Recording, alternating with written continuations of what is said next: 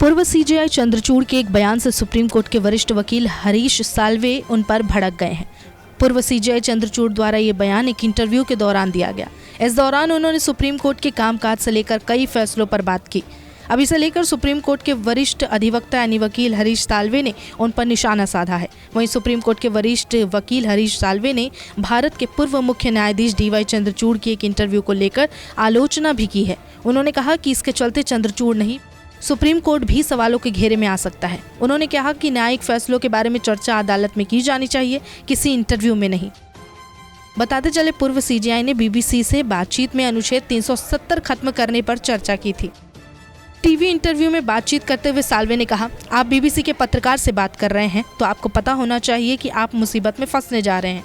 दूसरी सबसे ज़रूरी चीज़ यह है कि भारत के सीजेआई के सर्वोच्च अदालत का हिस्सा होता है और मुझे नहीं लगता कि उन्हें इस पर बात करनी चाहिए कि कोर्ट क्या करता है, क्योंकि इससे वो नहीं बल्कि इंटरव्यू के दौरान सुप्रीम कोर्ट ही सवालों के घेरे में आता है। उन्होंने आगे कहा, हम हमेशा कहते हैं कि जजों को सिर्फ अपने फैसलों के जरिए ही बात करनी चाहिए। एडवोकेट ने अदालत के बाहर न्यायिक फैसलों पर चर्चा को लेकर चिंता भी जताई। उन्होंने पूर्व सीजेआई की तरफ से दी गई सफाई की भी कड़ी आलोचना की और कहा कि अदालत के बाहर फैसलों की स्क्रूटनी या जांच नहीं होनी चाहिए। उन्होंने कहा, फैसलों में बताया गया कि क्यों इसे खत्म किया गया, लेकिन यही मुद्दा जब निजी इंटरव्यू में उठाया जाता है तो फैसले के उद्देश्यों पर सवाल उठते हैं।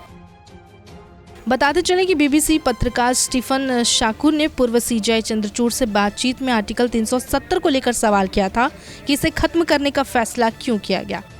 इस पर पूर्व जस्टिस चंद्रचूड़ ने कहा, चूंकि केस में फैसला लिखने वालों में से एक मैं भी था और इस पेशे में मैं अपने फैसले का बचाव या आलोचना करने में कुछ प्रतिबद्ध होते हैं। संविधान के जन्म के समय जब आर्टिकल 370 को लाया गया तब ये अरेंजमेंट्स या फिर ट्रांजिशनल प्रोविजंस का हिस्सा था।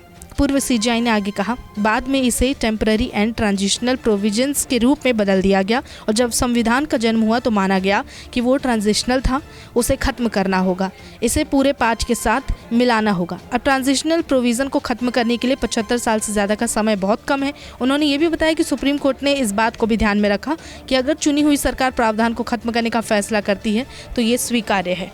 इसी को लेकर अब विवाद खड़ा हुआ है। नमस्कार, मैं हूं मानक गुप्ता।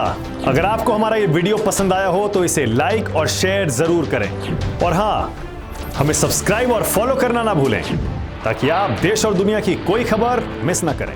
तो जुड़े रहिए हमारे साथ और देखते रहिए न्यूज़ 24।